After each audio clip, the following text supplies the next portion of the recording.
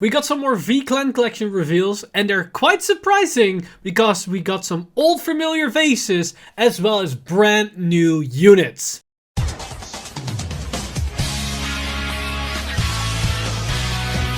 Stand up! Vanguard!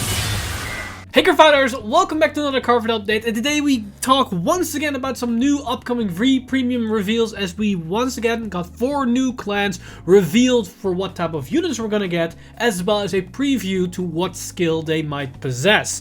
So without any further ado, let's jump straight into these new reveals, as we got the reveals for Oracle Think Tank, Genesis, Tachikaze, as well as Dark Irregulars. So first off, let's take a look at the ones for Oracle Think Tank, because for Oracle Think Tank, surprise surprise, we got brand new Witches support, and as far as I'm aware, these are brand new units. I'm very excited for this because the Witches archetype within Oracle Think Tank with Coco is a very unique playstyle, and I really like to have the deck more supported. Also, an interesting thing is that now that we know that we're gonna get these Witches cards, I'm very convinced that one of the 4 reprints or imports is probably going to be the grade 2 promo that we never got, because there are 2 specific grade 2 witches promo. From one we've got, which is a blue witch with a green background, but there's also another grade 2 blue witch with a blue orb in her hand, which we never got. So I'm very confident that that one will be included in the import/reprint section of this set. But that's beside the point. Let's take a look at these new cards and see what their skill description actually means. So first off, we've got the grade 1, which is Citron Witch Mumu, and Mumu's skill description reads as: draw a card when rode upon by a witch unit. She can also rest herself to add a witch card from the top of your deck to your hand. So this is what we've seen in other grade 1 witches, that basically gives you more draw power if you ride it, which gives more consistency to just riding any grade 1, which is nice.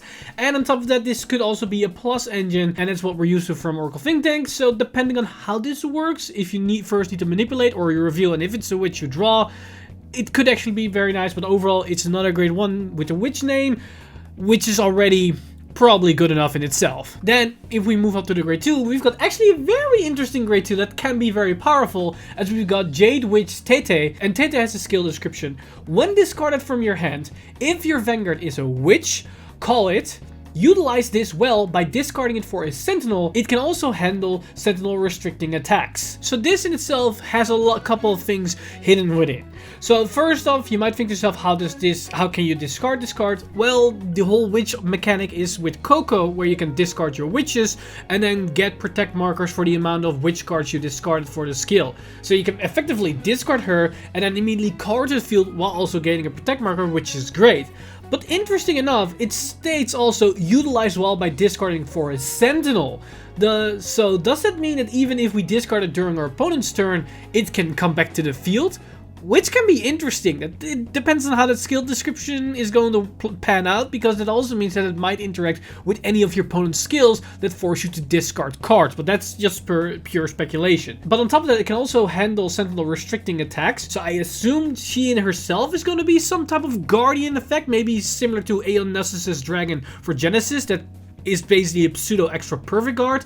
I'm curious how this is going to pan out, because this can be a lot of things. So overall, this looks to be a very flexible grade 2 that's probably going to be a staple for the Witches archetype. And then finally, we've got a brand new grade 3 in the likes of Benitoit Witch Yo-Yo, and Yo-Yo has a skill description: when rode upon, either call it as a rear guard or get an extra protect marker. Then, if your Vanguard is a witch, it can change into another witch and make an additional attacks. So this is kind of interesting, because first of all, you much rather want to ride into Coco, because you want to get into Coco as fast as possible, especially since she has a free draw skill if you ride her on the top of a grade 2. But she does have a Soul Blast grade 3 cost, so riding first to grade 3 and then into Coco might also not to be all too bad. So it depends a little bit on what the payout is, if you really want to go into this or not, because it can be a bit too slow.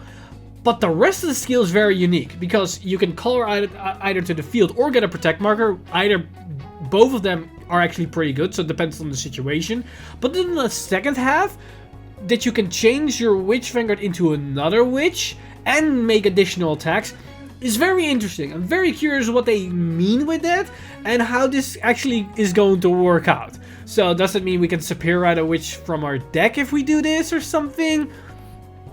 we have to wait and see till we get the actual skill, but it looks very interesting and I cannot wait till we actually see the skill in action and we can actually start deck building with all the witch cards in Oracle Think Tank. Now moving on to the second clan, we've got of course Irregulars with the return of Amon, and Amon also got his trusted companions with 2 Amon followers in the grade 1 and the grade 2 lineup. So let's take a look at these cards because they're actually very interesting because they're doing something that we've never seen before in Vanguard. So first off, we've got the grade 1, which is Amon's follower Pu Ginlin, and Ginlin has the skill description: both players can put a card from their hands into the soul to draw 1. So both cycle gaining soul, which is nice. Then he increases his power based on how many cards are in your opponent's soul. So this is interesting because now we see Irregulars cards that actually look at your opponent's soul. So in a mirror match, this can actually be very good because if you have this unit on the field, you actually benefit from your opponent's Irregular player soul charging cards, or maybe against Pale Moon or any other deck that utilizes soul. It does have the downside that if you're up against a deck that soul blasted a lot of cards, Genesis for example, then this card is a bit iffy because then the power won't be all too great. But it depends on what's actually going to be printed on the card that this matters or not. Then moving up to the grade 2, we've got Amon's follower Ron Ginlin, and this grade 2 has the skill description: when placed, soul charge. Depending on your opponent's choice, you may soul charge even more. Once again, our opponent has something to do with their soul, but then also increase his power and shield based on how many cards are in your opponent's soul. So the same thing applies with the grade 1. We once again have a card that interacts with our opponent's soul, and for some reason we can potentially soul charge more cards depending on what our opponent is choosing, but what that choice is going to be, we have no clue so far. But then we've got Amon, and Amon is also very interesting because we have Demon World Marquis Amon, and Amon's skill description reads as: his super powerful skill forces card from your opponent's hand and even their rear guards into their soul. Then get a major power boost depending on how many cards are in both players' soul. He is a king that burns everything from the heavens all the way down to the earth. So this is somewhat similar to Baron Magnus, where we put everything from the field into soul from both fields, but he also puts card from your opponent's hand into the soul, and in this case it doesn't allow your opponent to draw. This could be ugly, and especially depending on what type of power increase we get by combining both players' soul, because unlike the grade 1 and grade 2, you at least have the base value of your own soul. So even if your opponent is soul blasting all their cards out, you still get at least some value because you can build up your soul. But overall, could be very obnoxious or very powerful in a Irregulars mirror match or against Pale Moon or any other deck that relies a bit on soul. So yeah, Amon, very interesting. It's a playstyle we've never seen before in Irregulars, and something I wish we saw sooner because we never really see a lot of skills that interact with our opponent's resources, especially the soul. Soul is something that's almost a no-no in Vanguard, but I'm glad that we finally see things that do things like this, and I hope that we're gonna see more like this in the future moving forward, especially with the prospect of Amon Reverse on the horizon in V-Clan Collection Volume 5 and 6. Now moving on to the third clan, we've got the reveals for Genesis, and we knew already that we're gonna get Himiko Reverse, but we also got a couple of other support cards which are pretty unique because we got more defensive options for the clan. So first off, we've got the grade 1, which is Witch of Apple Cider, and this unit's skill description reads as: after it boosted, it can return to the hand by soul charging. So that's actually pretty solid because that means you can slap down the field, do your thing, get soul, and it's back in your hand so you can guard with it. And the reason why you want to guard with it potentially is because of the other skill description. When placed as a guardian, the more cards you have in your soul, the stronger this shield. So effectively, both skills work perfectly into each other. You call it down, you have some offensive, build up your soul, bounce it back, and if you have enough soul, you can call it as guardian and get a beefy shield while you're at it. Great skill description, has probably a lot of synergies, and can be a very good tech choice within any Genesis deck out there. Then if we move up to the other support card, which is the grade 3, we've got Sunlight Goddess Yadagarasu, and Yadagarasu has a skill description. When it attacks, it has a skill that activates on the number of grades you soul blast. So somewhat similar to Fenrir, but what that's going to mean, we have to wait and see.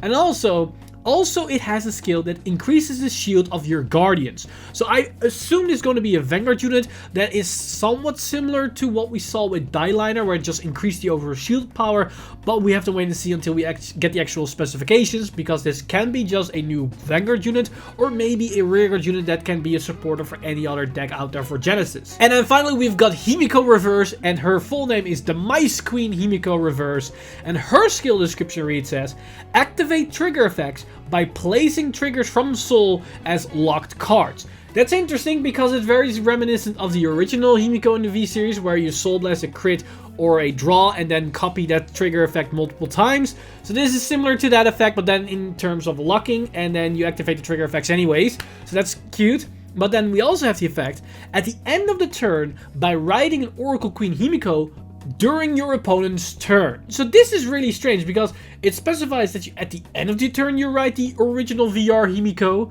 but then it also says during your opponent's turn ? What that actually means, I have no clue. Do we ride at the end of our turn, or do we ride during our opponent's turn? And what do we even get out of it by doing that? No clue. We have to wait and see what this actually means. It's interesting that we maybe get more skills that activate during our opponent's turn, because that's more synergies and interactions during the battle phase, or at least during our opponent's turn, which can open up more interesting plays as well as more dynamic action. And then for the final clan reveal, we've got Tachikaze, and for Tachikaze, surprisingly enough, we got the original right chain of the military dragon cards, the Raptor series. And these cards are looking pretty feisty, as they're once again going back to the roots of Tachikaze, where we're going to retire our own stuff and be very aggressive, but with a modern twist, because they of course are using the equip gauges as well. So first up, we've got the grade 1 of the right chain, which is Military Dragon Raptor Sergeant, and Raptor Sergeant has a skill description: when it rides, add a grade 2 or greater Raptor to hand. So this is great because it depends on the consistency. If it just searches or checks top X cards, this just increases the consistency of actually having your right targets as well as the right chain itself. But also it has another skill which has the description: it has a skill that can add armed gauges to your rear guards. So this probably is similar to most other grade 1s that we have access to in Tachikaze. We just can put more equip gauges on the field, so that's awesome, as that increases just the overall consistency of your whole engine. So this can be a nice generic card if you're just gonna go for, I assume, a rear guard skill, or it can also be a backbone of the new engine itself. Now moving up to the grade 2, we've got Military Dragon Raptor Captain, and Raptor Captain has the skill description: when it's ridden on, call multiple grade 2 or lower Raptors. So this is basically when you ride the grade 3 on top of this, but then the question is, where do you call these Raptors from? I am going to assume from the Soul, but this could also mean just from deck, or maybe from hand, or from equip gauges. I'm very curious how this is going to pan out, but the fact that you immediately can call cards to the field is great for swarming, especially if we're going to need it to be very aggressive. And on turn 3 you also have the Axel Circle, so you can immediately abuse the Axel Circle that you just generated. And it also has the skill description: when retired by your ability, if it had an armed gauge, it can return to the field. So this is great because this can potentially promote more multi-tech. We had a similar skill in the previous release of Tachikaze for the last V-Clan collection, but if I remember correctly, it was a grade 1 that comes into Rest. If this card comes into standing position, it is great for more multi-tack, as it allows you to do more shenanigan plays. And in some instance, there are cards that can potentially just allow this thing to loop a little bit if you can keep retiring during the same battle phase, where you can also keep equipping it with a card, depending if you can easily slot another equip gauge underneath it. So I'm very curious how that's going to pan out, but this could be a potential for multi-deck option, or at the very least, it's just more resources you can keep on the field. But then we have the final grade 3, which is pretty interesting and potentially very powerful, as we have Military Dragon Raptor Colonel, and Raptor Colonel has the skill description: devour allies to strengthen itself. If you eat a lot of allies, more powerful skills will activate. So I assume this is somewhat that we've seen before, like things like Mystery Flare, where you have multiple points of the skill, and depending if you fulfill enough criteria, you get the entire thing or just a certain segment of the skill. Which can be interesting. This means can it get crits, power, maybe retire stuff, or restand. Because it also has a skill description: crush your foes with double strike dragon slash. So this can mean two things. Either he restand, or he promotes multi-tag where you can call more cards to the field. Either one of those things can be very powerful, and I'm very curious of what this actually is going to do. So overall, Raptor Colonel, or the entire military dragon ride line or ride chain itself, looks very interesting and can potentially be very powerful, but it needs to be powerful if it's trying to outcompete the current Gaia deck that we have now access to, that looks pretty fleshed out with all the latest support that we have access to with the previous V-Clan collection sets. And that's all the card that we got revealed today. Overall, very interesting bunch, because not only do we see some new interesting design options for the specific clans, but more importantly, we see something we hardly seen before in Vanguard with the whole Amon series, where we can manipulate or interact with our opponent's soul, which can definitely be some interesting shenanigans. And so far, it doesn't look like that we can actually destroy our opponent's soul or remove soul, but we definitely are gonna benefit from them having excess amount of soul, which is at least a very interesting approach to the resource engine within Vanguard, if we usually only look at our own resources and not our opponents. But overall, I'm very curious what you guys think of these reveals, so let me know in the comments down below which clans you're most hyped for, which card reveal and description are the most interested in, as there is again a lot of interesting stuff coming in the upcoming V-Clan collection set. So let me know all your thoughts in the comment section down below. As always, this video has been brought to you by lovely Patreons over at patreon.com/VanguardInsider. You guys are amazing. If you want to support the channel or everything that's happening on the channel, you can simply go to patreon.com/VanguardInsider and become a patron today. But with that said, I've been Mr. Time Leap, and I see you guys in the next one!